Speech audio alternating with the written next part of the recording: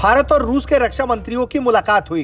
इस मुलाकात के दौरान कई अहम मुद्दों पर दोनों देशों की बातचीत हुई है, लेकिन जिस अंदाज में दोनों देश के रक्षा मंत्री मिले वो अपने आप में बताने के लिए काफी है कि भारत और रूस के बीच संबंध कितने अच्छे और मजबूत हैं।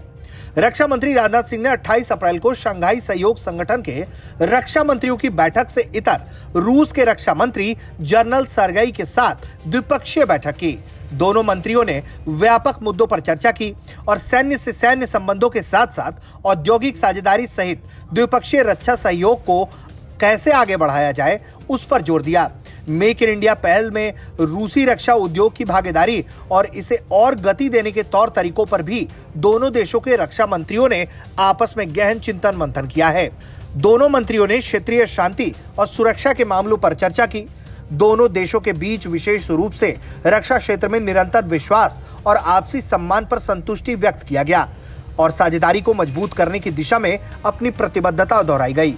दोनों ने भारत और रूस के बीच अद्वितीय दीर्घकालिक और समय परीक्षित संबंधों को लगातार बढ़ाने के लिए भी अपनी प्रतिबद्धता जताई है। रूस यूक्रेन युद्ध के बीच रूस के रक्षा मंत्री का भारत दौरा अपने आप में वाकई खास है, क्योंकि इस वक्त रूस को घेरने के लिए पूरा जोर वेस्ट और अमेरिका ने लगा रखा है और यूक्रेन को लगातार आर्थिक और हथियारों का सपोर्ट मिल रहा है। यूक्रेन के कई इलाकों में रूस काफी एडवांस पोजीशन पर है, लेकिन लगातार युद्ध क्षेत्र में रूसी रक्षा मंत्री एक्टिव थे। ऐसे में भारत की अध्यक्षता में हो रहे एससीओ की बैठक में उनका भारत आना और फिर भारत के रक्षा मंत्री के साथ अलग से मुलाकात करना कई मामलों में साफ साफ इशारे कर रहा है कि रूस भारत के साथ अपनी दोस्ती के लिए कितना गंभीर और प्रतिबद्ध है।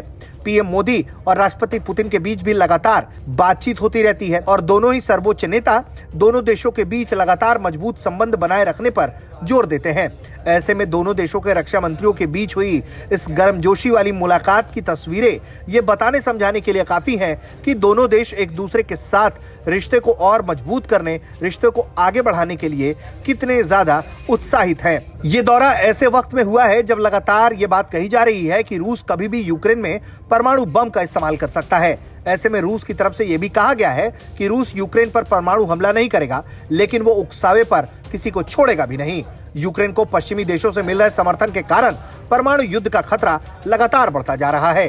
हाल ही में खबर यह भी आई थी जब अमेरिका ने यह कहा था कि यूक्रेन पर परमाणु हमला होने वाला था, लेकिन भारत ने बात करके उस हमले को टाल दिया था। ब्यूरो रिपोर्ट, भारत तक।